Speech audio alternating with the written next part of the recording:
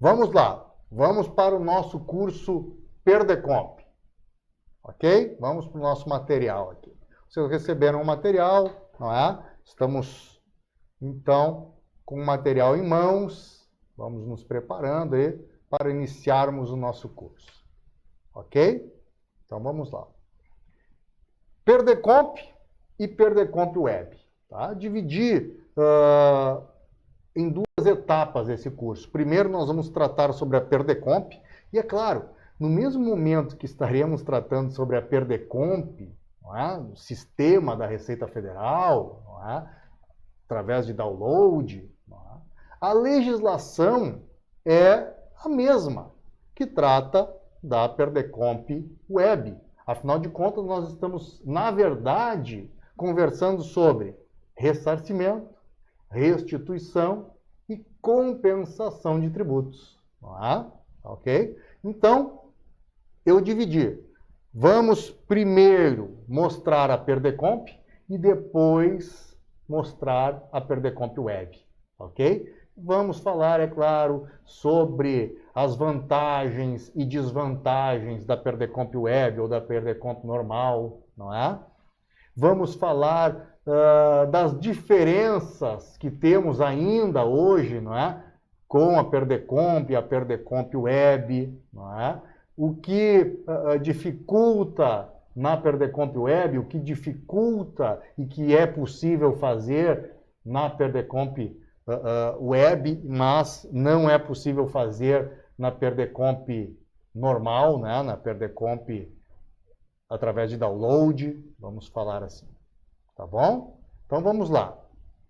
Vamos ver aqui, ó. Vamos começar, né, o nosso assunto. Perdecomp e Perdecomp Web, ok? A Perdecomp Web, não é? Só para já falamos sobre Perdecomp Web, não é? O que é a Perdecomp Web?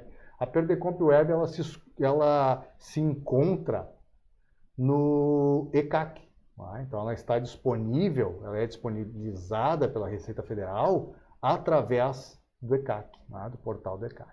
Ok? E, claro, a Perdecomp normal, vamos dizer assim, ela está no site da Receita Federal em downloads.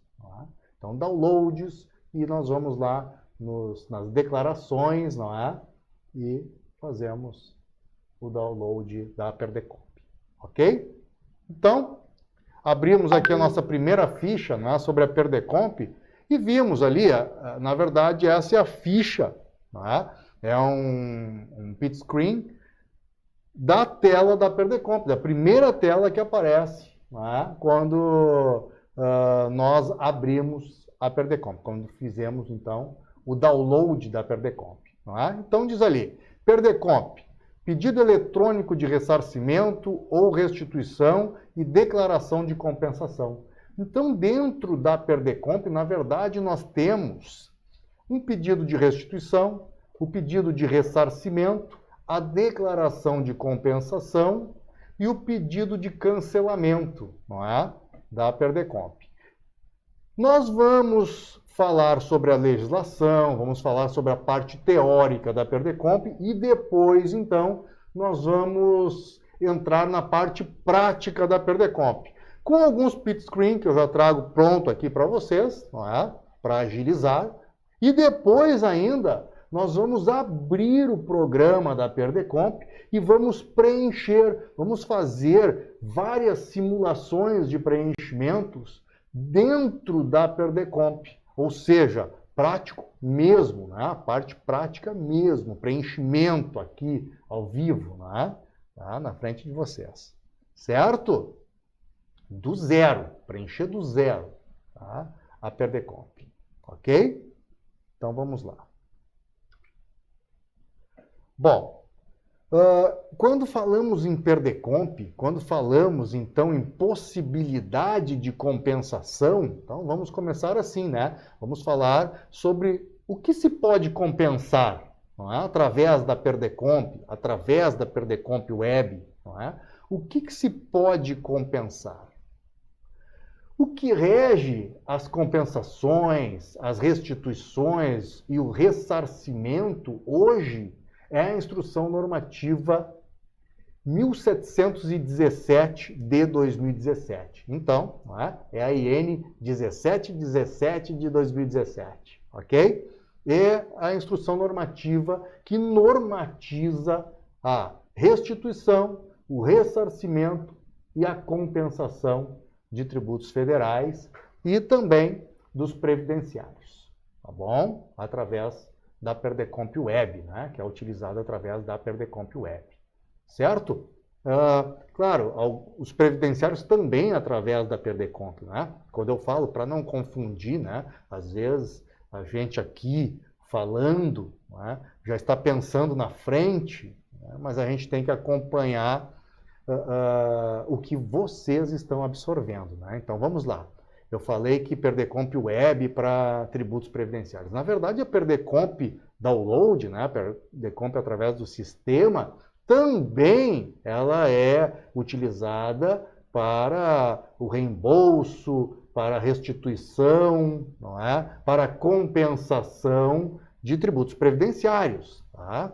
Quando se fala em Perdecomp Web, é porque a Perdecomp Web ela nos permite hoje, para aqueles que são contribuintes do E-Social, não é? Fazer a compensação cruzada. Então, um débito de tributos administrados pela Receita Federal compensado com o crédito previdenciário, ou o contrário, um débito previdenciário compensado com o crédito de tributos administrados pela Receita Federal, ok? Isso hoje só se consegue fazer através da Perdecomp Web, tá? E ainda para os contribuintes do E-Social, ok? Os demais casos, então, tem alguns casos também, nós vamos falar um pouco adiante, que não se consegue, não é, fazer através da Perdecomp Web, e só através da Perdecomp Sistema, não é? Da Perdecomp através de download, tá bom? Isso nós vamos falando aí no desenvolver do curso, tá bom? Então vamos lá. Bom, quando falamos em compensação, possibilidade de compensação, quais são os créditos que podemos compensar com débitos da Receita Federal ou com débitos previdenciários? Não é? Quais são esses créditos? A Instrução Normativa 1717 de 2017, ela determina que os créditos passíveis de ressarcimento ou passíveis de restituição são passíveis de compensação. Então, para nós sabermos quais são os créditos passíveis de compensação, antes nós temos que ver quais são os créditos passíveis de ressarcimento ou de restituição. Não é? Ressarcimento ou restituição. Certo? Tá? O pessoal pergunta bastante, né? Edmilson, qual é a diferença entre ressarcimento e restituição? Na verdade, isso foi dividido, foi separado, não é? Dentro da Instrução Normativa 1717, não é? Créditos passíveis de restituição, créditos passíveis de ressarcimento. Pelo seguinte, a diferença está: créditos passíveis de restituição, é? Para pôr assim em palavras bem diretas, né? São aqueles créditos que são provocados pelo próprio contribuinte, não é? Algum erro, então, é um pagamento indevido ou maior, não é? Ou ainda as antecipações efetuadas, não é? Maiores do que a apuração no final do ano, no caso de lucro real anual com antecipações mensais, né? Então, aquele crédito referente a saldo negativo do IRPJ, saldo negativo da contribuição social, né? Esses são passíveis de restituição. Por quê? Porque são provocados pela ação do próprio contribuinte. Não é isso? Tá? Os créditos passíveis de ressarcimento, eles são provocados por uma ação da Receita Federal, não é? Ou seja, são benefícios. Então, vamos dar um exemplo aqui, o crédito do IPI, não é? O crédito de IPI, crédito de ressarcimento do IPI, porque ele é um crédito provocado, não é, por um benefício dado pela Receita Federal ao contribuinte, que ao final do trimestre calendário, se lhe sobrar saldos do IPI a recuperar, ele pode, então, compensar antes fazer o pedido de ressarcimento. Então, pode fazer o pedido de ressarcimento e compensar. Não é? Se quiser só o ressarcimento, só faz o pedido de ressarcimento. Depois nós vamos mostrar na prática como é que se faz isso. Né? Tá? Outro exemplo também, não é, de ressarcimento, então, seria os créditos de PIS e COFINS da modalidade não cumulativa, vinculados às receitas de exportações, vinculados às receitas não tributadas no mercado interno. Então, esse é um benefício, vamos dizer assim, dado pela Receita Federal, não é? A modalidade não cumulativa, então, que dá direito ao contribuinte a fazer o crédito, a retirar do custo da mercadoria adquirida o valor de PIS e COFINS. Então, ele se credita, ele faz o crédito. Se sobrar crédito no final do mês, no caso de créditos vinculados às receitas de exportações, não é?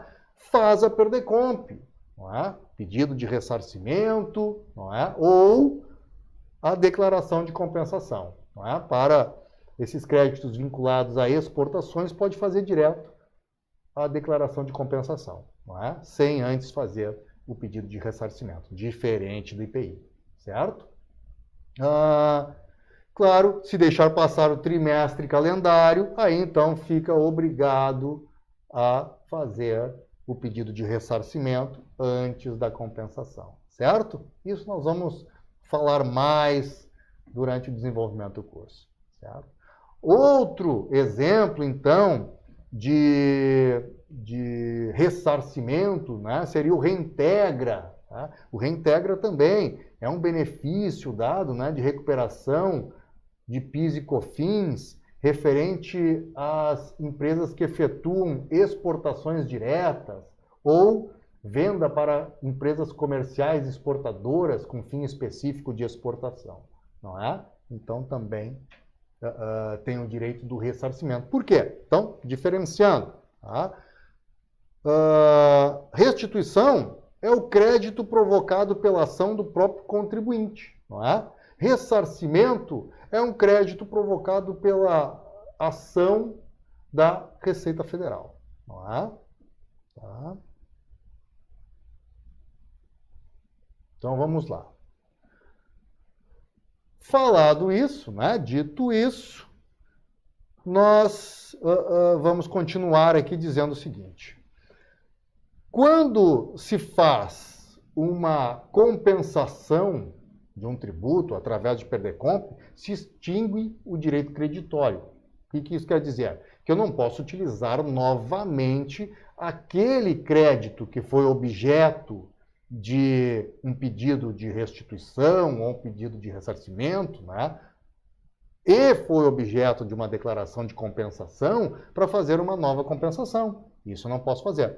Se eu fizer o pedido de ressarcimento, né, enquanto eu não for ressarcido do valor, eu ainda posso utilizar para compensar. Então, eu posso fazer uma declaração de compensação utilizando esse crédito. Depois nós vamos ver como é que se faz isso. Tá? A mesma coisa, um pedido de restituição, enquanto não for restituído o valor do crédito, eu posso fazer uma declaração de compensação. Agora, após eu fazer a declaração de compensação, extingue o meu direito creditório. Ou seja, eu não posso utilizar o mesmo crédito em uma outra declaração de compensação, a não ser que me sobre saldo desse crédito. Eu posso continuar compensando em declarações de compensações futuras. E nós vamos ver também como é que nós vamos fazer isso na prática. Ok? Tá? Muito importante isso. Tá? Importante também dizer que nós vamos também um pouco mais adiante entrar em mais detalhes, em maiores detalhes sobre isso que eu vou falar para vocês agora. Quando se faz uma declaração de compensação e ela não é homologada, tá? Ela não é homologada, não se pode mais utilizar aquele crédito para uma outra compensação. Ou mesmo o débito. Não é? Eu não posso mais utilizar aquele débito em uma outra declaração de compensação. Ou seja, extingue o meu direito creditório, porque ele não foi homologado, não é? E o meu débito tem que ser quitado através de dinheiro, DARF, ok? Isso é muito importante. Eu como contribuinte, né, entreguei uma declaração de compensação que não foi homologada. Eu tenho um prazo de 30 dias, a partir da ciência da não homologação, para me manifestar contra a não homologação. Não é? Então, eu vou manifestar a inconformidade da não homologação. Ok? É um prazo de 30 dias para fazer isso. Certo? Se eu fizer, não é, essa contestação, né? Então, eu vou demonstrar a minha inconformidade, né? Entrar com processo administrativo. Perdi o processo administrativo, não é? Se eu não seguir judicial, perdi o direito creditório. Não é? Aquele crédito não existe, não é? Porque ele não foi homologado, então, aos olhos da Receita, ele não existe, não é? Não consegui comprovar que ele existe administrativamente. Não é? O próximo passo é judicial, se for a minha intenção. Não é? E o débito eu terei que quitar através de DARF, através de dinheiro. Eu não posso fazer uma outra declaração de compensação para quitar aquele débito. Ok? Não pode mais. Vamos lá. Programa. O programa da Perdecomp, então, ele tem alguns campos com o preenchimento automático, outros campos de preenchimento manual. Os campos de preenchimento manual eu consigo alterar, não é, livremente, não é? Afinal de contas, o preenchimento sou eu que estou fazendo. Os campos de preenchimento automático têm um fundo cinza e eu não consigo alterar, a não ser que eu conheça a origem daquele campo, não é? Os preenchimentos anteriores que deram origem ao preenchimento automático daquele campo, ok? Então, alguns campos com preenchimento automático, nós vamos, aqui na prática, né, procurar a origem dele para que possamos saber como ele é preenchido e quando tiver alguma divergência, que possamos então alterar, alterando os campos que deram origem àquele campo de preenchimento automático. Ok? Bom, a qualquer momento do preenchimento da Perdecomp, não é? Eu posso verificar pendências. Então, vou lá em verificar pendências e nessas verificações de pendências podem surgir duas mensagens. Não é? A primeira delas, o aviso, tá? Em amarelo, não é? Aparecer ali, então, uma sinalização em amarelo, não é? Dando um aviso. Olha, essa situação, não é? Está estranha na Perdecomp, é esse mesmo valor, são todos esses zeros e tudo mais, né? Um valor acima de 100 mil reais dá aviso, tá? Então, essas situações vão acontecer na Perdecomp e não é necessariamente um erro. Então, a Perdecomp permite que eu envie com aquele aviso. Então, por isso, eu tenho que ter muita atenção quando gera essa mensagem de aviso, porque eu tenho que verificar, não é? Por quê? Porque se eu não verificar e enviar, a Perdecomp aceita e envia, não é? Se for algo equivocado, não é? Algum erro que está me dando só como aviso, não é? Vai enviar e vai para a Receita Federal com aquele erro, com aquela informação incorreta, não é? Então não é bom, claro que não. Tá? Segunda mensagem, erro. Mensagem de erro. Vai aparecer, então, a mensagem em vermelho, não é? Um sinal em vermelho. Esse erro, essa mensagem em vermelho, ela me impede o envio da Perdecomp. Então, vou ter que solucionar, não é? Aquela questão que está gerando o erro para que eu possa, então, enviar a Perdecomp. Tá? Caso contrário, eu não consigo enviar a Perdecomp. certo? Bom, outra situação também dentro da Perdecomp, a qualquer momento, eu posso clicar em F1 e abre o ajuda da Perdecomp, que em muitos casos ajuda bastante, não é? Em outros casos não ajuda muito, ela diz praticamente a mesma coisa que está pedindo no campo, não é? Então, não ajuda muito em alguns casos, mas em outros casos ajuda e esclarece bastante. Nós vamos utilizar bastante isso, né? Nós vamos abrir aqui o F1 quando nós estivermos na prática falando sobre a Perdecomp em algumas situações. É interessante nós abrirmos o ajuda para vermos o que diz, né, no ajuda da Perdecomp, tá bom? Em algumas situações. Então, nós vamos utilizar essa ferramenta, não é, do F1, tá? Para que possamos, então, ler o ajuda da Perdecomp, certo? Então, vamos lá. Vamos começar com as situações de restituição e de ressarcimento. Como eu disse para vocês, então, né, só para reforçar, para eu saber se um crédito é passível de compensação, eu tenho que saber se ele é passível de ressarcimento ou de restituição. Só é passível de compensação um crédito passível ou de ressarcimento ou de restituição, ok? Então vamos lá. Vamos começar com os créditos de pessoas físicas. Pessoas físicas também entregam a Perdecomp. Não é? Bastante comum a entrega da Perdecomp por pessoas físicas, tá? Pagamento indevido ao maior, não é? Pagamento indevido ao maior do imposto de renda da pessoa física, não é? Ele é recuperado através da Perdecomp. Tá? Para a pessoa física, nós temos só a figura do pedido de restituição e da declaração de compensação.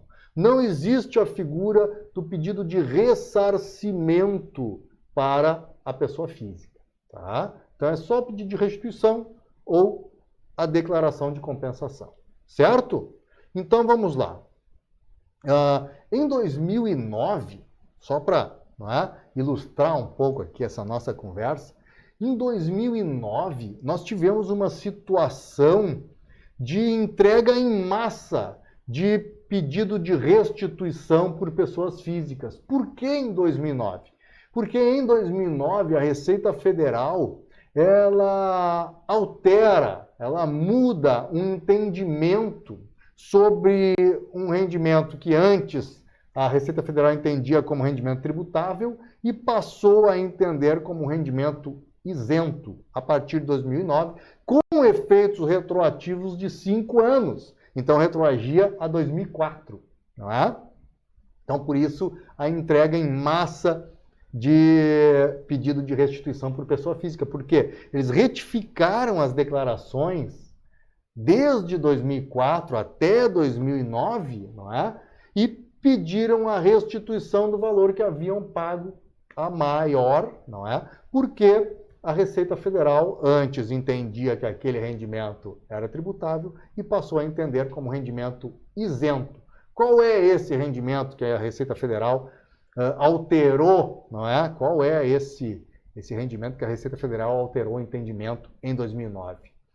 Foi o abono pecuniário de férias. Abono pecuniário de férias. Então, o pessoal que passou por isso, né, lá naquela época, lá em 2009, vai lembrar bem disso.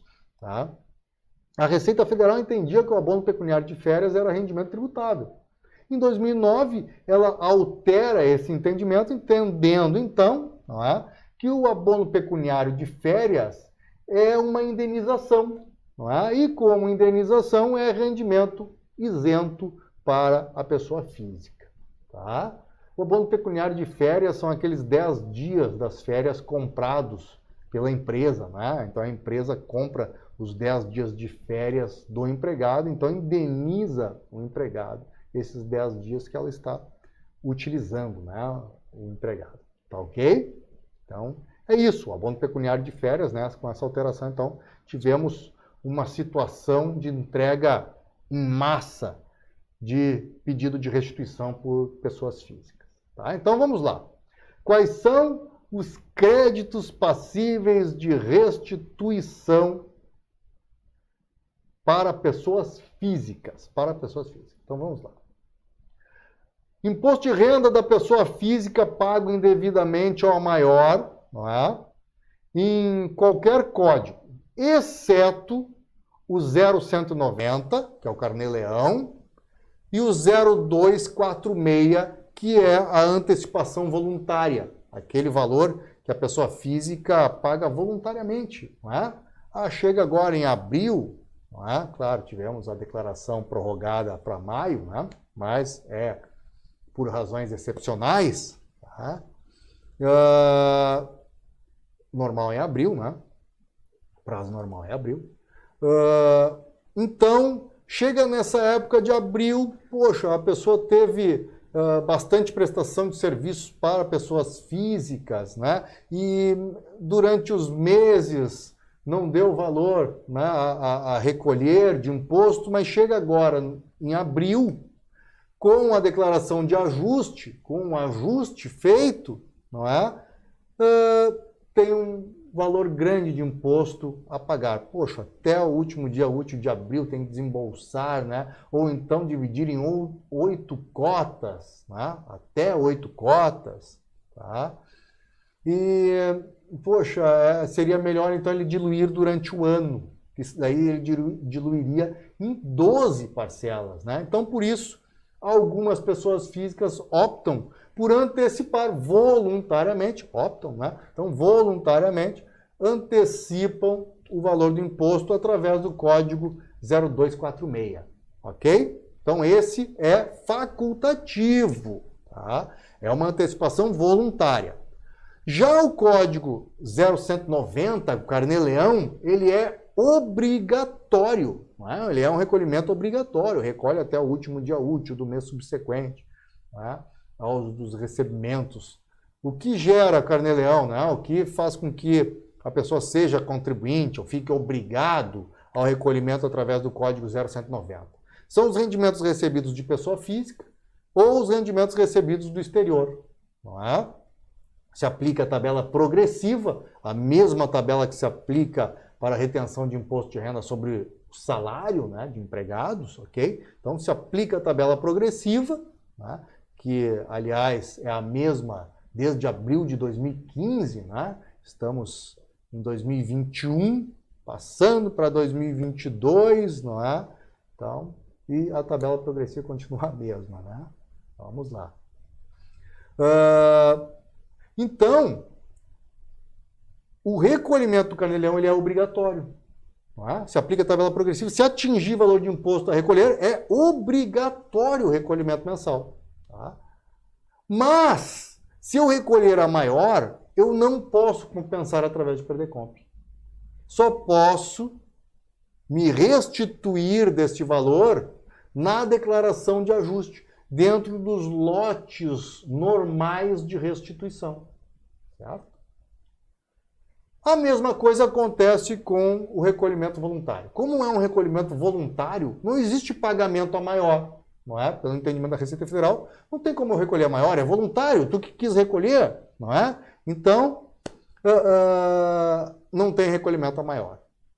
Na declaração de ajuste, eu vou informar o valor desse imposto antecipado voluntariamente, tá? E se der valor de imposto a restituir, será restituído nos lotes normais da restituição da pessoa física.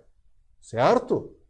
Ok? Então, os pagamentos, não é, do Carnê-Leão ou da antecipação voluntária não podem ser objetos de Perdecomp. Certo? Não são passíveis de restituição. Tá? Os pagamentos, ok? Os créditos, vamos dizer assim. E depois vamos falar dos débitos. Outra situação. Tá? Também passível de restituição, não é? O ITR pago indevidamente ou a maior pela pessoa física. Também passível de restituição as multas isoladas, não é? Ou as multas pagas indevidamente ou a maior do Imposto de Renda da Pessoa Física e do ITR pagos pela pessoa física. Então, as multas também fazem parte do crédito. Depois, quando nós entrarmos na parte prática, né, eu vou enfatizar isso, né, eu vou mostrar para vocês a composição desse crédito, tá, que é muito importante sabermos. Certo? Bom, e outra situação que nós temos que observar é que esses créditos não podem ultrapassar o prazo de 5 anos. Ou seja, o nosso direito creditório é de 5 anos. O prazo, né, do direito creditório é de 5 anos, contados a partir da constituição desse crédito, a partir do momento em que eu tenho crédito, a partir do momento que eu paguei indevidamente ao maior. Ok? Tá? Contados 5 anos a partir desse momento. Não pode ultrapassar esse prazo. Tá? Um crédito mais antigo do que 5 anos, não consigo fazer Perdecomp, não consigo utilizar, tá? Através da Perdecomp. Certo? Declaração de compensação, ainda falando de pessoa física. Ainda não entramos na pessoa jurídica, tá? Então vamos lá. Declaração de compensação. Então agora nós vamos ver quais são os débitos passíveis de compensação. Os créditos passíveis de compensação nós já vimos anteriormente, não é? Eu não falei para vocês que os créditos passíveis de compensação são aqueles passíveis de restituição ou de ressarcimento? Então nós vimos para a pessoa física os créditos passíveis de restituição. Esses são passíveis de compensação também. Agora nós vamos ver os débitos passíveis de compensação. Aqueles débitos que eu posso compensar com o crédito que eu tenha passível de restituição. Ok? Da pessoa física. Então vamos lá. Pode ser compensado, não é, o débito do ITR, o débito do Imposto de Renda à Pessoa Física, em todos os códigos. Vocês podem ver aqui, quando trata do Imposto de Renda à Pessoa Física, débito que pode ser compensado, ele traz inclusive o 0190, que é o Carnê-Leão, né? E o 0246, que é a antecipação voluntária. Então, os débitos do Carnê-Leão ou a antecipação voluntária, eu posso fazer a compensação através da Perdecomp. Entenderam? Eu posso antecipar o imposto. Eu paguei, não é, um ITR a maior. Faço uma Perdecomp e compenso com um débito que eu tenha do Carnê-Leão. Ou faço uma antecipação voluntária utilizando esse crédito de pagamento indevido a maior desse ITR, né? Ou do Imposto de Renda da Pessoa Física. Ok? Certo? Ficou claro aí? Também, não é? Posso compensar multas devidas, não é? Por falta de entrega de declaração, multa de mora, não é? Juros de mora, não é? Por pagamento extemporâneo de tributos, ok? Também posso fazer essa compensação para a pessoa física através da Perdecomp com um crédito passível de restituição da pessoa física.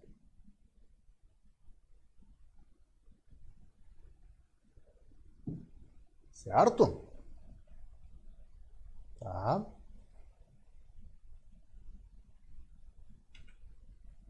Então vamos lá.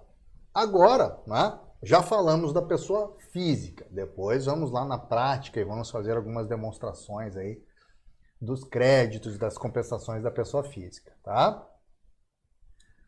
Agora vamos passar para a pessoa jurídica. Então, vamos ver quais são os créditos passíveis de ressarcimento e de restituição, tá? E então estaremos vendo ao mesmo tempo os créditos passíveis de compensação, certo? Porque os créditos passíveis de compensação são aqueles passíveis de ressarcimento ou de restituição, certo? Então, ok. Vamos começar pelo ressarcimento. Quais são os créditos passíveis de ressarcimento? Então, vamos lá. Créditos passíveis de ressarcimento, os créditos do IPI, né? Como eu comentei lá no início, né, para vocês, o IPI é passível de ressarcimento. aquele crédito de IPI que ao final do trimestre calendário eu posso utilizar, não é? Eu posso fazer a compensação após a entrega do pedido de ressarcimento, não é? Então, esse é passível de ressarcimento. Então, previsto, né, lá nos artigos 37 da Instrução Normativa 1717 de 2017, no artigo 43 da Instrução Normativa 1717 de 2017. Também, não é passível de ressarcimento só o crédito que tenha até 5 anos contados do período a partir em que eu tenho direito creditório, né, em que eu adquiro o direito creditório. Certo? Ou seja, final do trimestre. Ok? Tá? Muito importante aqui, quando falamos de créditos de IPI, não é? Passíveis de ressarcimento, passíveis de compensação, então, após a entrega do pedido de ressarcimento, é que, de acordo com o próprio artigo 37 da Instrução Normativa 1717 de 2017, esses créditos de IPI, eles só poderão ser recepcionados pela Receita Federal após a apresentação do demonstrativo de crédito presumido, né? A DCP, ok? Ok? A demonstração do crédito, o demonstrativo do crédito presumido, né? O DCP. Tá? E também após a entrega da EFD, ICMS, IPI. Ok? Então, essa é uma condição, né, para que se faça o pedido de ressarcimento do IPI e após, então, o pedido de ressarcimento, a declaração de compensação. Certo? Ok. Tá? Então, o IPI é um tributo, não é? Um crédito que é passível de ressarcimento. Certo? Bom, quando eu tenho, então, não é, um crédito de IPI, que ele tenha 2 períodos de apuração, como eu tenho que esperar o final do trimestre calendário? Tá? Então, esse crédito de IPI, ele só é passível de ressarcimento após o final do trimestre calendário, se sobrar saldo do crédito, né? Então, ele pode compensar com o próprio IPI, né, durante esse período. Sobrou saldo do crédito no trimestre calendário, né, ele é passível de ressarcimento, ok? Bom, se dentro desse trimestre eu tiver saldos de créditos de IPI com 2 períodos de apuração distintos, decendial e mensal, por exemplo, não é? Eu não vou conseguir fazer essa PERDECOMP, não é? Eu não vou conseguir fazer o pedido de ressarcimento, não é? Nem tampouco a declaração de compensação, através da PERDECOMP, download. Eu só vou conseguir fazer através dos formulários lá do anexo 1º da Instrução Normativa 1717 de 2017. Ok? Tá? Se eu tiver 2 períodos de apuração distintos, né? Por quê? Porque a PERDECOMP ela só permite que informemos um período de apuração, não é? Ou decendial ou mensal. Se tiver 2, ela não entende, não é? Ela não admite, ok? Então, só se consegue fazer através dos formulários. Certo? Então, tá ok. Também é passível de ressarcimento, tá? Os créditos de PIS e COFINS da modalidade não cumulativa. Então, crédito de PIS e COFINS da modalidade não cumulativa é passível de ressarcimento. Em que situação esse crédito de PIS e COFINS da modalidade não cumulativa é passível de ressarcimento? Quando ele for vinculado a receitas de exportações. Então, no final do período de apuração, no final do mês, né? Período de apuração do PIS e da COFINS, tá? Sobrou créditos de PIS e COFINS por eles serem vinculados às receitas de exportações, né? Então, adquirir mercadoria no mercado interno, não é, tributada, produzi, né? Fiz um produto, industrializei, né?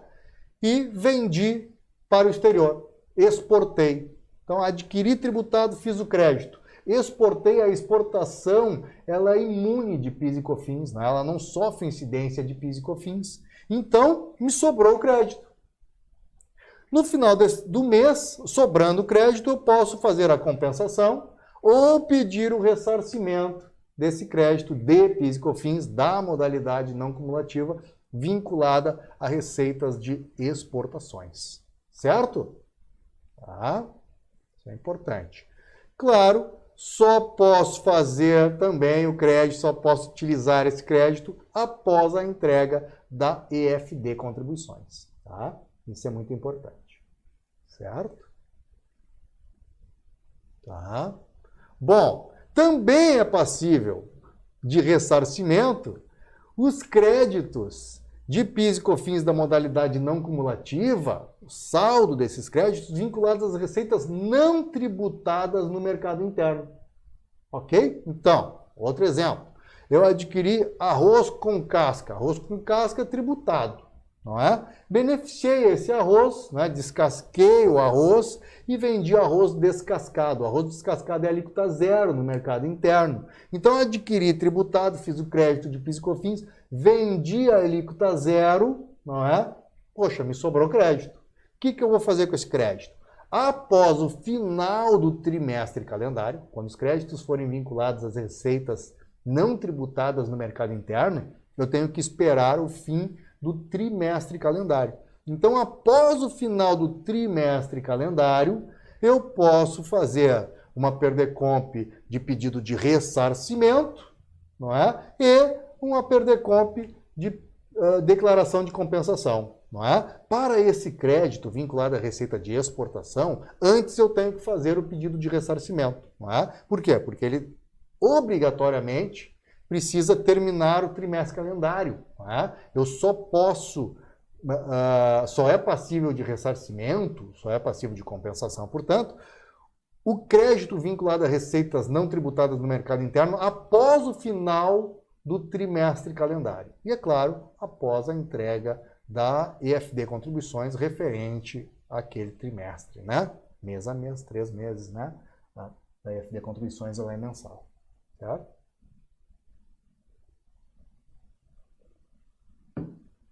Ok? Então, importante isso, né?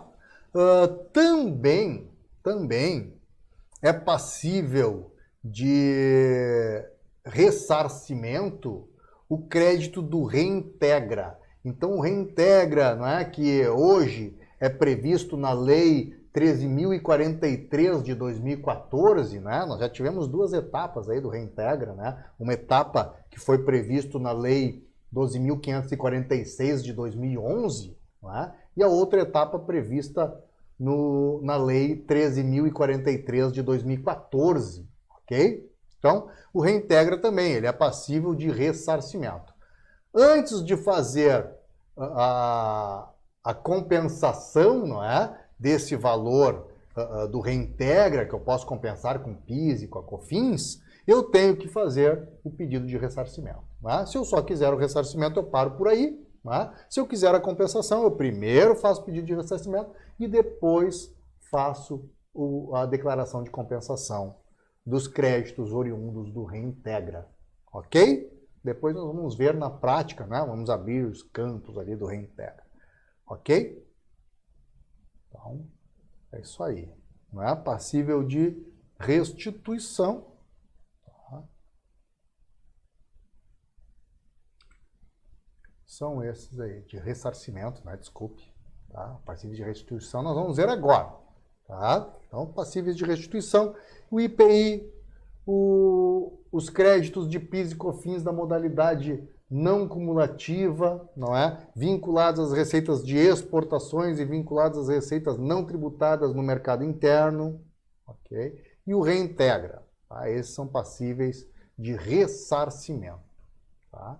Aproveitando aí o ensejo, os créditos de PIS e COFINS da modalidade não cumulativa, vinculado às receitas tributadas no mercado interno, esses só podem ser aproveitados com os próprios débitos de PIS ou de COFINS, respectivamente, da modalidade não cumulativa, ok? Tá? Vai ficar bem claro aí, não é? Só são passíveis de ressarcimento os créditos de PIS e COFINS da modalidade não cumulativa que sejam vinculados às receitas de exportações e às receitas não tributadas no mercado interno, certo? Ok. Dito isso, pedido de restituição. Pedido de restituição. Vamos lá. Quais são os créditos passíveis de restituição? Passíveis de restituição também serão passíveis de compensação, né? Então vamos lá. São passíveis de restituição o saldo negativo do IRPJ e o saldo negativo da contribuição social. Estamos falando de créditos, não é? Créditos estão passíveis de restituição o saldo negativo do IRPJ e o saldo negativo da contribuição social. Bom, para quem não ligou o nome à pessoa, não é? O saldo negativo do IRPJ, o saldo negativo da contribuição social, eles são gerados, vamos dizer assim, não é? Quando nós temos as antecipações no lucro real anual com antecipações mensais. Então, efetuamos as antecipações, não é? Mês a mês, chega lá em dezembro, no balanço de fechamento do período de apuração, verificamos que o valor do débito, não é? No balanço de fechamento foi menor do que o valor antecipado, ok? Então, nós temos um saldo negativo do IRPJ, um saldo negativo da contribuição social, que poderá ser compensado através de PERDECOMP a partir do ano calendário subsequente, a partir de janeiro do ano calendário subsequente. Ok? Tá? Também, não é, tem situações de saldo negativo do IRPJ referente a retenções na fonte. Não é? Então, sofri retenção na fonte, no lucro real trimestral ou no lucro presumido, não é? Porque no lucro real anual a retenção na fonte também faz parte das antecipações, né? Então, entrarão junto das antecipações efetuadas mês a mês. Mas, no lucro real trimestral e no lucro presumido, não é? As retenções na fonte, tá? São antecipações dentro do trimestre calendário. Quando sobra saldo desta retenção na fonte, não é? Ele teve mais retenções na fonte do que o valor do imposto devido, não é? No trimestre. Pode ocorrer numa situação de aplicações financeiras, não é? De renda fixa e tudo mais. Então, há situações em que se tem mais retenções na fonte do que o valor devido. Esse saldo que passa de um trimestre para o outro, ele deixa de ser antecipação do devido e passa a ser saldo negativo do IRPJ. Se for o caso da contribuição social retida, não é? Passa a ser saldo negativo da contribuição social, também passível de PERDECOMP, não é? Bom, importante, o saldo negativo do IRPJ, o saldo negativo da contribuição social, eles só podem ser utilizados quando passa de um ano para o outro, então nessa apuração anual, né, ou mesmo na trimestral, quando for o último trimestre, né, passou de um ano para o outro, portanto, tá, só podem ser utilizados, esse saldo negativo só pode ser utilizado após a entrega da EFD Contribuições, ok? Isso está previsto lá no artigo 161A da Instrução Normativa 1717 de 2017. Ok? Tá? Então, o saldo negativo, né, só pode ser utilizado após a entrega da ECF, se passar do ano. Ou seja, só para explicar melhor, na apuração trimestral, não é? Durante o trimestre, durante o ano calendário, durante os trimestres, né, primeiro, segundo e terceiro, ok? Ele pode ser compensado através de PERDECOMP antes da entrega da ECF. Tá? da ECF, certo? Se eu falei FT contribuições antes, ignorem, tá? É após a entrega da ECF. Tá? Bom, só é necessário a entrega da ECF, ele só fica dependendo da entrega da ECF quando ele passa de um ano para o outro, né? Passa de um exercício para o outro, de um ano para o outro, ok? Aí ele depende da ECF. Então esse é o saldo negativo. Agora, vamos voltar um pouquinho lá para o IRPJ e a contribuição social, certo? Falamos aqui de restituição, né? Restituição. Falamos do saldo negativo, das antecipações, né? E eu falei que o saldo negativo pode ser compensado. Ele pode ser compensado. Muito cuidado, porque não pode mais, a partir de 2018, não é mais permitido a compensação do IRPJ e da contribuição social apurados no lucro real anual. As antecipações mensais do IRPJ e da contribuição social não podem mais ser compensados através de perder-compra. Ou seja, eles têm que ser quitados através de DARF, dinheiro, DARF, ok? Tem que ser compensados através de DARF. Tá? Isso está lá no artigo 76, inciso 16 da Instrução Normativa 1717 de 2017. Então, artigo 76, inciso 16 da Instrução Normativa 1717 de 2017. Ok?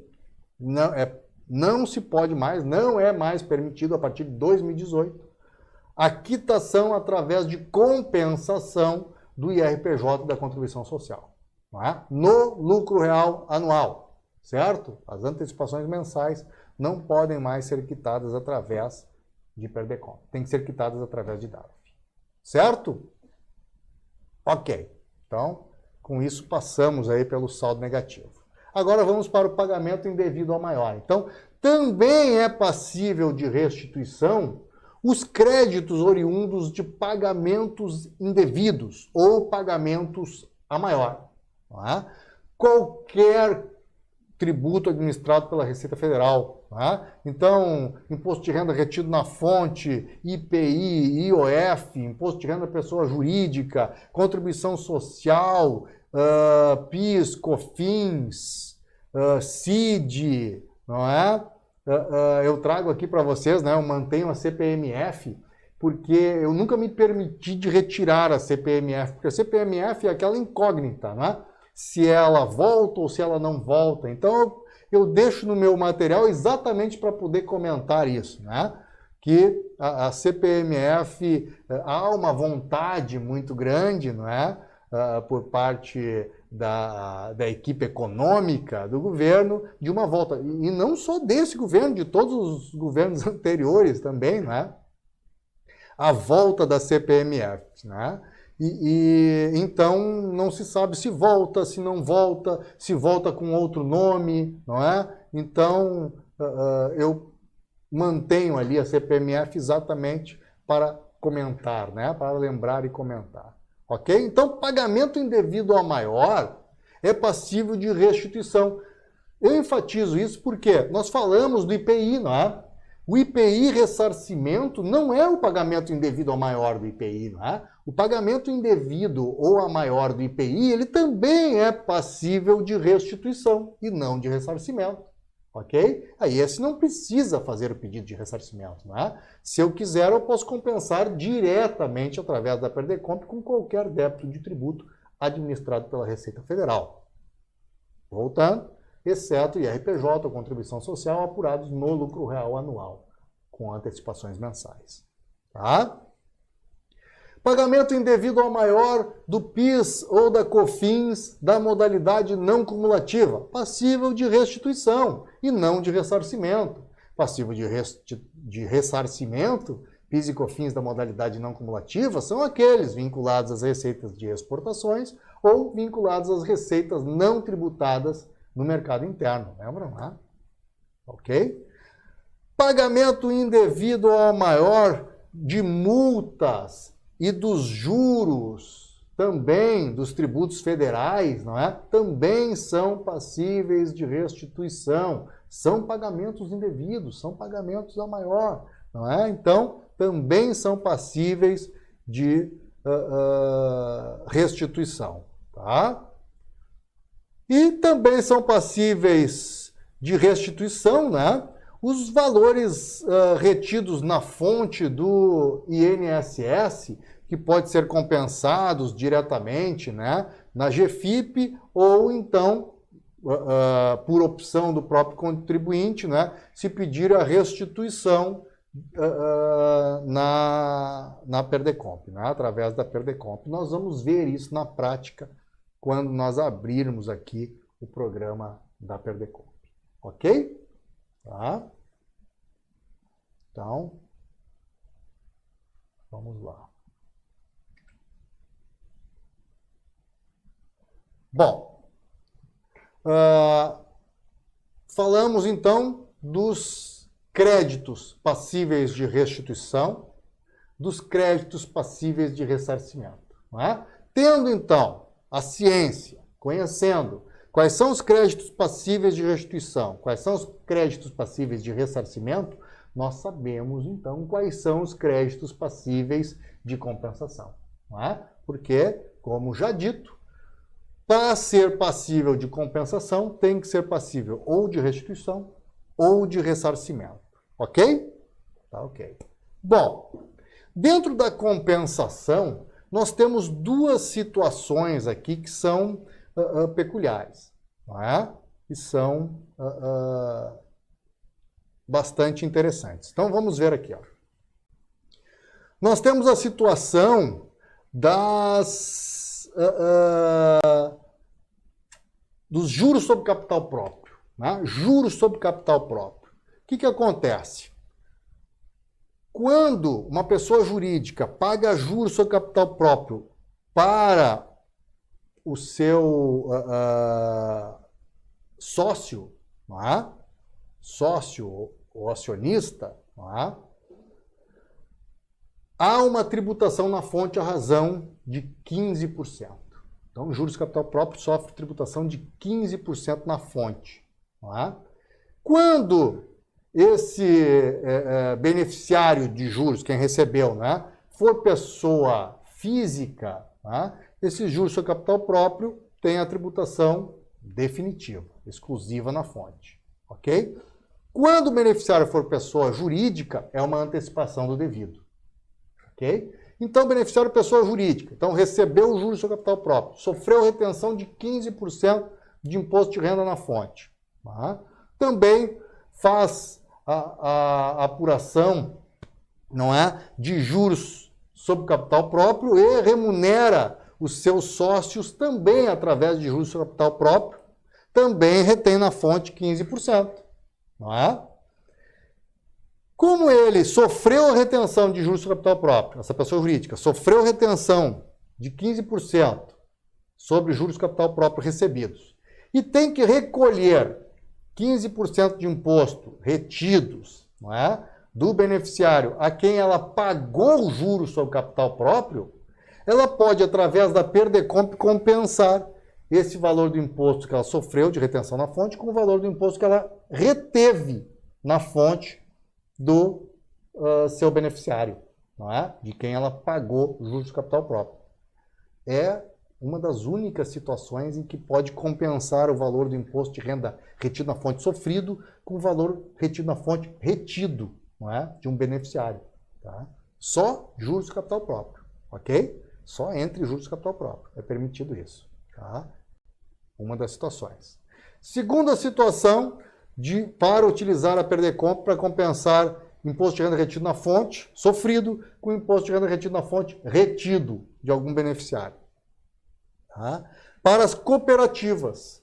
Então, as cooperativas, quando elas prestam serviços, elas sofrem retenção na fonte de 1,5%. Tá? Então, as cooperativas sofrem retenção na fonte de 1,5%.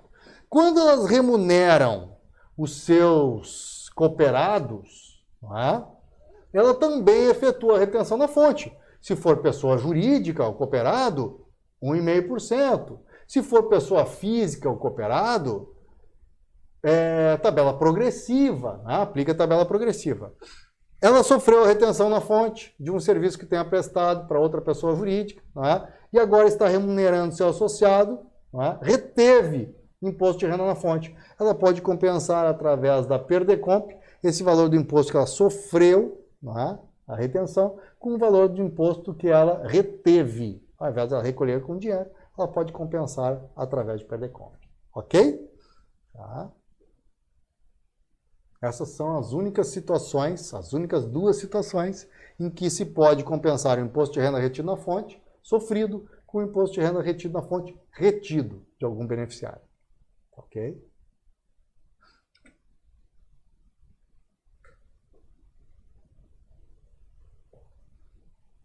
Créditos com mais de 5 anos. Lembram que eu comentei com vocês que eu só tenho direito creditório de um crédito que tenha até 5 anos. Tá? Se o crédito tiver mais do que 5 anos, eu não tenho direito creditório. Eu perco o direito creditório sobre aquele crédito, não é? Sobre aquele valor. Ok? Bom, existe uma situação em que eu consigo compensar créditos com mais de 5 anos. Poxa, como assim? Não é? Veja bem. Se esse crédito, antes de completar 5 anos, for objeto de pedido de restituição ou pedido de ressarcimento, interrompe o prazo de prescrição. Não tem mais prescrição e não prescreve mais, até que a Receita Federal restitua ou ressarça o valor ao contribuinte. Ele não prescreve mais. Então, o que acontece? Qual é a situação que eu posso compensar um crédito com mais de 5 anos? Antes de completar 5 anos, tá, eu fiz um pedido de restituição de determinado crédito, ou pedido de ressarcimento de determinado crédito. Não é? Mas a Receita Federal demorou para me restituir ou me ressarcir, não é? Passou 1, 2 anos e a Receita Federal não restituiu, ultrapassou os 5 anos, não é? Desde a origem do crédito. Sem problema nenhum, porque antes de completar 5 anos, aquele crédito foi objeto de pedido de restituição de ressarcimento. Agora, após os 5 anos da origem do crédito, surge uma situação em que eu posso compensar o crédito, posso utilizar através de Perdecomp para compensar, sem problema nenhum. Eu faço uma Perdecomp de declaração de compensação, informo que aquele crédito já foi objeto de outra Perdecomp, depois eu mostro para vocês como fazer isso, né? E vou utilizar aquele crédito, sem problema nenhum. Por quê?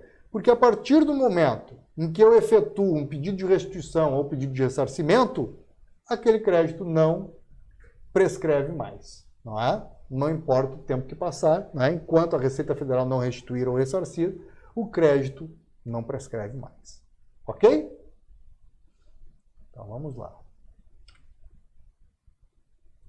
Entrega através dos formulários contidos lá no anexo 1º, tá? Nos anexos, né? Da Instrução Normativa 1717 de 2017. Quais são as situações em que eu vou utilizar os formulários? Bom, só na total impossibilidade de eu efetuar ou pedido de restituição, ou pedido de ressarcimento, ou a declaração de compensação através da Perdecomp Download, da Perdecomp Sistema. Ok? Na total impossibilidade, já comentamos uma, né, dessas situações, que é o crédito de IPI, que durante o trimestre tem mais de um período de apuração, decendial e mensal, por exemplo. Esse eu não consigo fazer através da Perdecomp Sistema, tem que ser através dos formulários dos anexos da Instrução Normativa 1717 de 2017. Tá? Só nessas situações, na total impossibilidade, não é? Total impossibilidade. Tá? Eu vou poder utilizar os formulários. Se tiver uma possibilidade de utilizar a Perdecomp Sistema, tem que ser através da Perdecomp Sistema. Obrigatoriamente através da Perdecomp Sistema. Ok?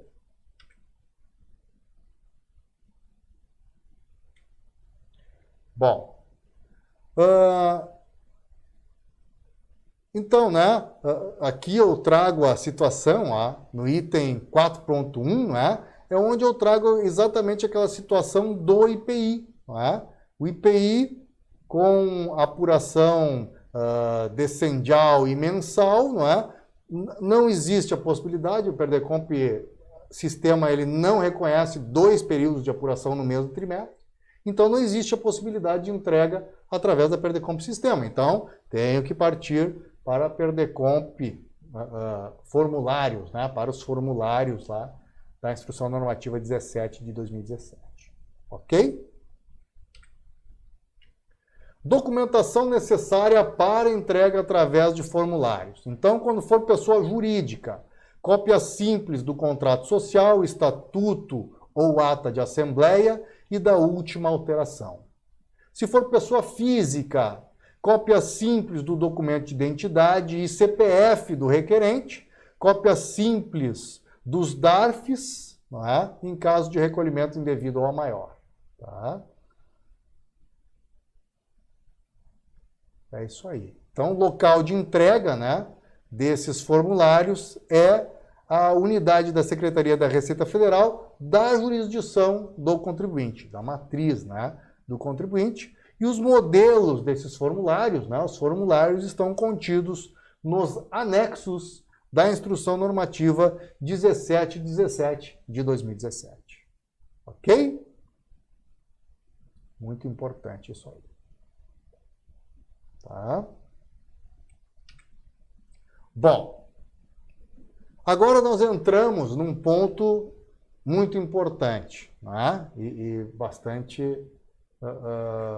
polêmico também. Né? É o tratamento dos dados informados na Perdecomp. Vamos lá. A Receita Federal ela tem um prazo de 5 anos para homologar ou não homologar um pedido de restituição, um pedido de ressarcimento ou a declaração de compensação. Claro, eu fiz a declaração de compensação, não fico esperando 5 anos para dar baixo daquele débito na minha contabilidade, por exemplo. Né? Eu vou dar baixo do débito, certo? Porque eu tenho a ciência, de que está correto o preenchimento da minha Perdecomp. Se não for homologado, eu teria ainda um prazo de 30 dias para manifestar a inconformidade da não homologação através de um processo administrativo, perante a Receita Federal, se abre um processo administrativo. Ok? Tá? Vamos lá, então.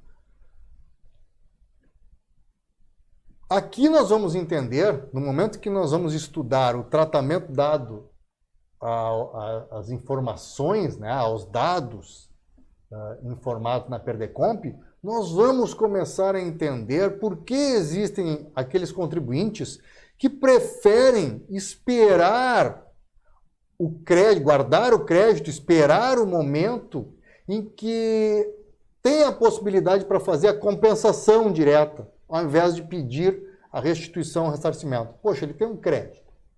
Por que ele não pediu o ressarcimento ou a restituição? Já que ele não tem a possibilidade, nesse momento, de fazer a compensação. Ele não tem nenhum débito que ele possa compensar nesse momento.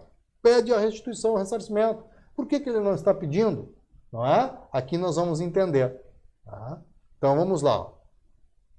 Quando nós efetuamos um pedido de restituição ou um pedido de ressarcimento, não é? Antes de nos ressarcir ou restituir aquele valor, é claro, a Receita Federal vai verificar se eu tenho direito creditório, não é isso? Então, através dos cruzamentos de informações, ela vai verificar se eu tenho direito creditório realmente, não é? Aquele direito creditório que eu estou declarando no meu pedido de restituição ou no meu pedido de ressarcimento. Não é? Antes de depositar na minha conta bancária que eu informei nesses pedidos. Certo? Claro, qualquer um faria isso. Verificaria se realmente está devendo para pagar. Ok? Bom, se o cruzamento de informações não for o suficiente, ela vai intimar o contribuinte a comprovar aquele direito creditório. não é? Ou até mesmo visitar o cliente, não é? Fazer uma fiscalização direta no estabelecimento do contribuinte. Tá? Isso já é razão suficiente, né? Afinal de contas é um convite à Receita Federal, já é razão suficiente para alguns, opa, para aí só um pouquinho, então não vou fazer o pedido de restituição, o pedido de ressarcimento nesse momento, tá? Eu vou aguardar o momento que eu tiver uma situação que eu possa compensar, né? Um débito que eu possa compensar, eu utilizo esse crédito diretamente através de uma declaração de compensação, né? Claro, chegando perto do período de 5 anos, não é? Vou perder o direito creditório, aí então faz um pedido de restituição, um pedido de ressarcimento daquele crédito, não é? Não vai perder o crédito, é? Para que interrompa o prazo de prescrição. Tá? Então, esse já é um motivo, né, para muitos contribuintes não efetuarem o pedido de restituição ou o pedido de ressarcimento. Outro motivo, bom, digamos que, ok, comprovado o direito creditório, não é? Realmente o contribuinte tem o direito creditório. Antes ainda de fazer a restituição ou ressarcimento, a Receita Federal vai verificar se aquele contribuinte tem algum débito com a Receita Federal ou com o INSS. Se ele tiver algum débito com a Receita Federal ou com o INSS, a Receita Federal vai compensar de ofício. Então ela faz uma comunicação de compensação de ofício daquele crédito com o débito que o contribuinte, porventura, tenha. Não é? Esse é um segundo motivo. Poxa, mas parei, só um pouquinho. Se eu tenho um débito, não é? Eu tenho um crédito, ok. É justo, eu faço pedido de restituição de ressarcimento, a Receita Federal antes compensa e se sobrar saldo do crédito, não é? Ela restitui o saldo. Ou ressarce o saldo. Achei justo.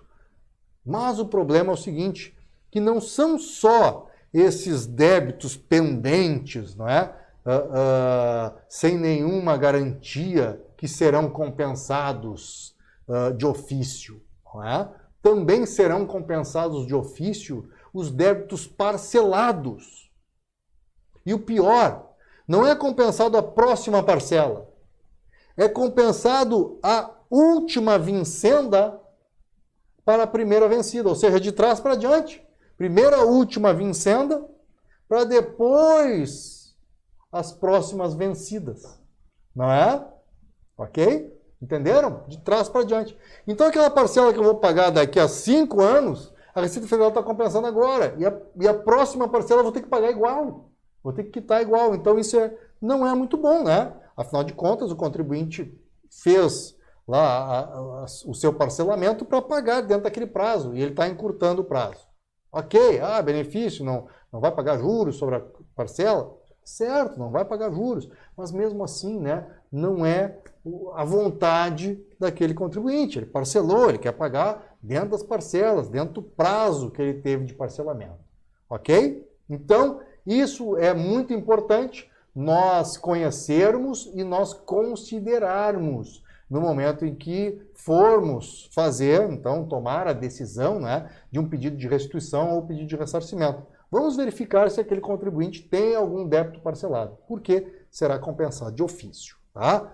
Mas será compensado de ofício sem o contribuinte poder se manifestar? Não. Como eu disse, é feita a comunicação da compensação de ofício.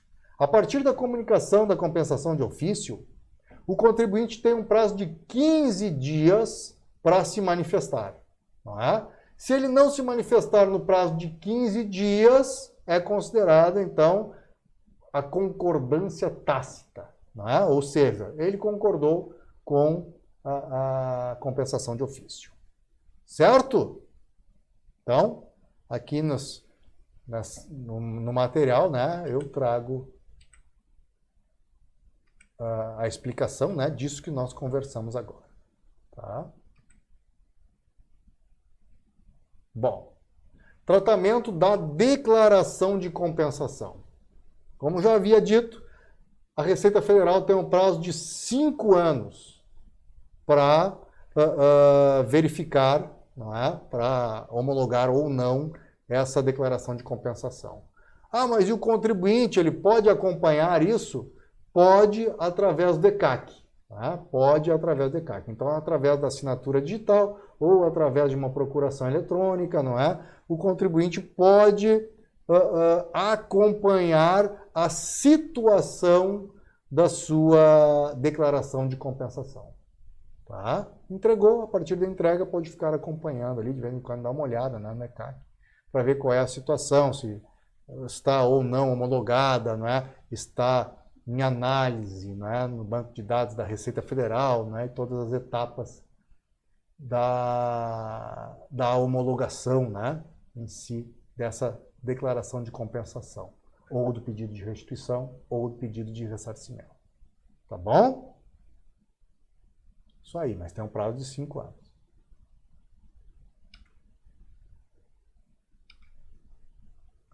Pedido de cancelamento. Qual é o tratamento do pedido de cancelamento? Então, o contribuinte que tem efetuado um pedido de restituição, um pedido de ressarcimento, não é? Ele pode cancelar. Não é? De repente, ele não quer mais. Tá? Ele se arrependeu. Tá? Fiz o pedido, poxa, vai ser compensado de ofício. Não, antes eu vou fazer o cancelamento. Pode cancelar a qualquer momento, claro, antes que a Receita Federal tenha efetuado a restituição ou ressarcimento. Ok? Então, para pedido de restituição de ressarcimento, pode ser feito pedido de cancelamento a qualquer momento. Certo?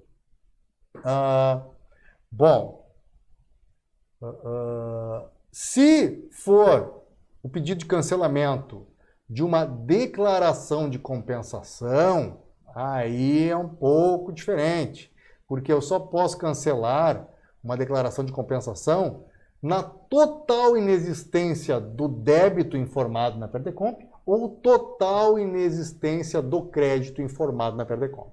Ok?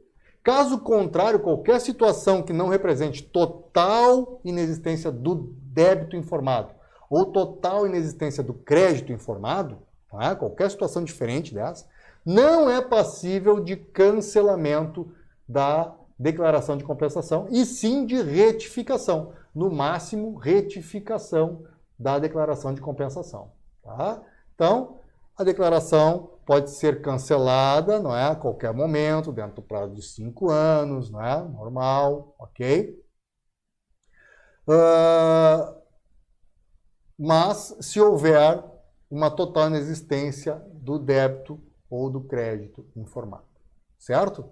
Quando se referir a pedido, a declaração de compensação, certo? Tá?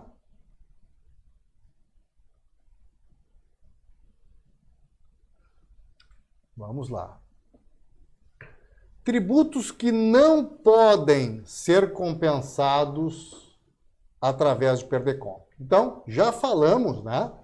Anteriormente, já falamos sobre o IRPJ, a contribuição social, apurados no lucro real anual com antecipações mensais. Então, as antecipações mensais, né, do IRPJ, da contribuição social, apurados no lucro real anual, não podem ser compensados através de Perdecomp. Tem que ser quitado através de DARF. Isso está lá no artigo 76, inciso 16 da Instrução Normativa 1717 de 2017. Ok? Tá?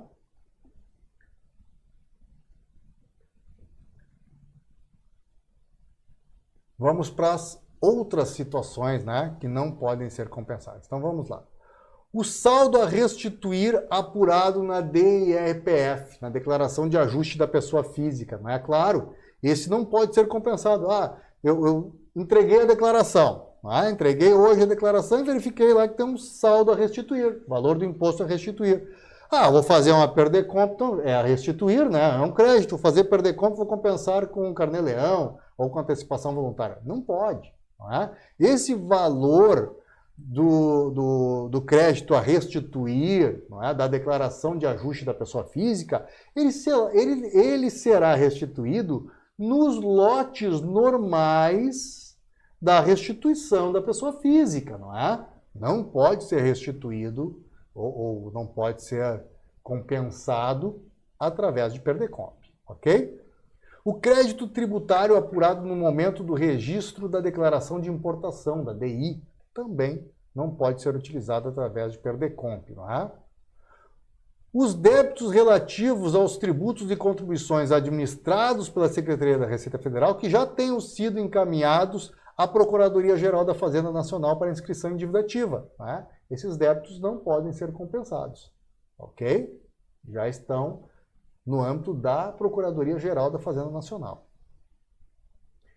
Os créditos relativos aos tributos e contribuições administrados pela Receita Federal com débitos consolidados no âmbito do Programa de Recuperação Fiscal, REFIS, ou do parcelamento a ele alternativo, né? E do parcelamento especial de que trata a Lei 10.684 de 2003, né?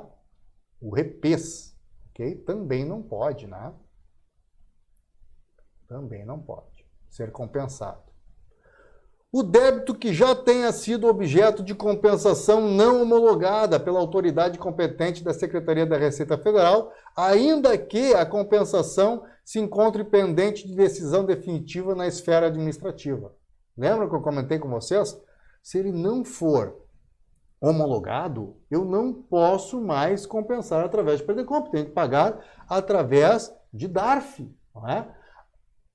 Se ainda está pendente de decisão na esfera administrativa, porque eu entrei no prazo de 30 dias com a manifestação da inconformidade da não homologação, eu tenho que esperar terminar o processo administrativo. Terminando o processo administrativo, se eu ganhei, foi compensado, foi utilizado, não é? O crédito e o débito foi compensado, não é? Se eu perdi, eu não tenho direito creditório e o débito pendente, não é, está em atraso e tem que ser quitado com multa e juros através do DARF, ok?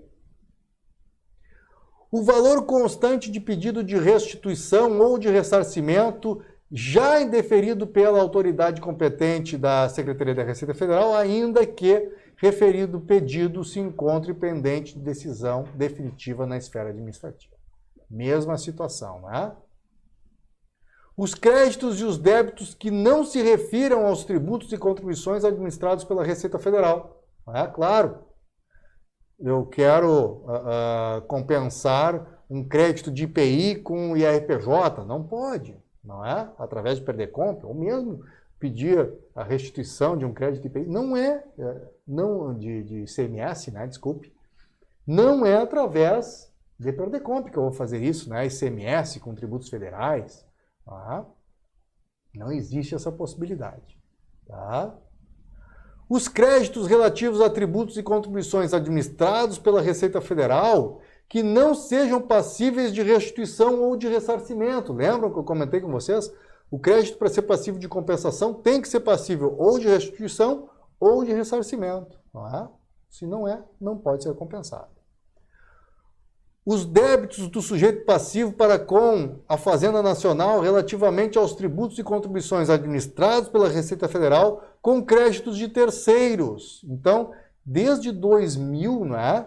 Desde abril de 2000, que não se pode fazer essa compensação com créditos de terceiros, né? Que não é permitido, então, a transferência do polo ativo, né? Dos tributos federais, tá?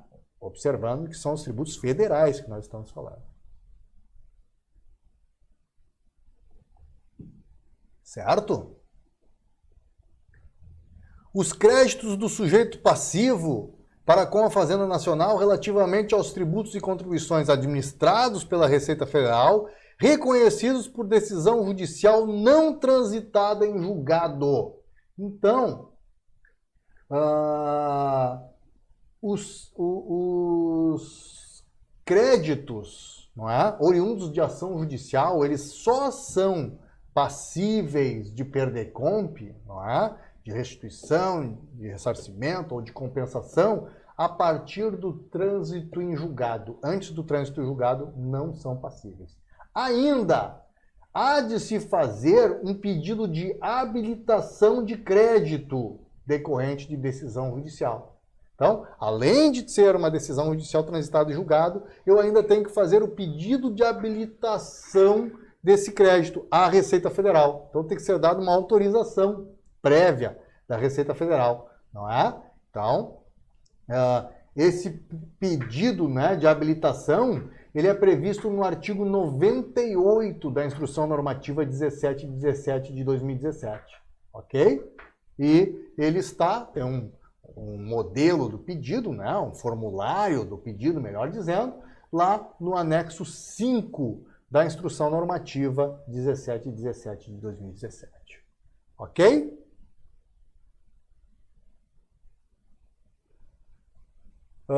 O valor utilizado pelo sujeito passivo a título de crédito para com a Fazenda Nacional em compensação que não tenha sido homologada pela autoridade competente da Receita Federal em razão de inexistência do direito creditório, ainda que a compensação se encontre pendente de decisão definitiva na esfera administrativa. Né? Então, a mesma situação, mas se já foi objeto de perder-comp, não pode ser objeto novamente. Tem que esperar a definição na esfera administrativa. Se ganhei, já foi compensado. Se perdi, perdi o direito creditório. E o crédito e o débito tem que ser pago através de DARF, dinheiro. Tá? Demais hipóteses previstas nas leis específicas de cada tributo ou contribuição no âmbito do Programa de Recuperação Fiscal Refis ou do parcelamento alternativo.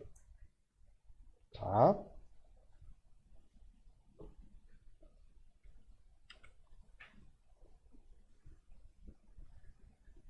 Débitos e créditos.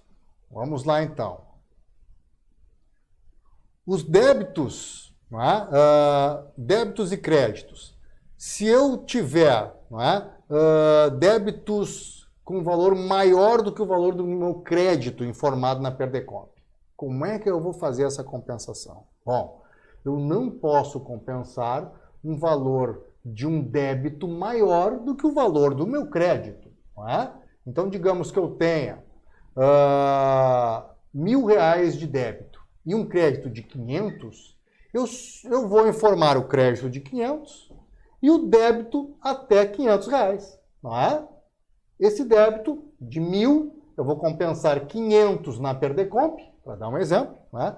E os outros 500 através de um DARF complementar ou uma outra Perdecomp com algum outro crédito que eu tenha, ok? Tá? Então, muito importante, né? Cada Perdecomp é um crédito. Pode ter vários débitos, mas um crédito. Tá?